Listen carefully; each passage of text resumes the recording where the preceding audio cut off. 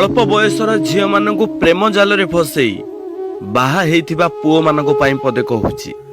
संसार विषय किछि जानि नथिबा झील खास तमको विश्वास करी निज परिवार को अलग करी तम परिवार सहित मिसिबार प्रयास करी थाए। जेउ झील घरे काम कोन जानु नथिला से तम घरे प्रत्येक काम करुथाए।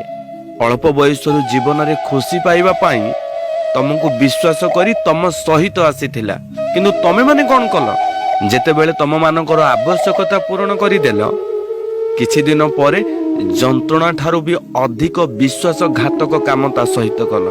अरे झीटी अल्प बयसरू जेउ समय से खुशी रे बुलिबा कथा से समय रे तमे ता हाथ रे छुआ धरई देल।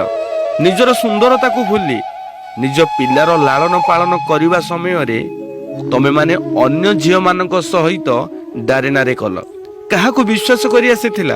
अरे ता बापा मां को त्याग करी तम मानक हाथ धरिथिला किछि दिन खुशी रे रहिबा पाई, किंतु तमे माने ता सहित कोन करूछ? निज मां भौणी कथारे पड़ी निज स्त्री को गाली सहित माड़ भी मारुछ, यौतुकर निर्यातना दउछ। कोन भूल करिथिला से?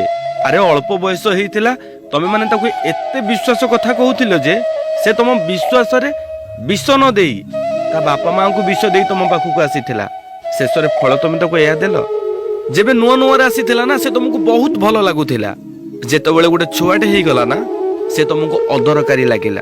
जहा भी भाई भूल करिछ ना निज भूल को सुधारी निज स्त्री को घरे रखी निज मां भली अधिक सम्मान दियो।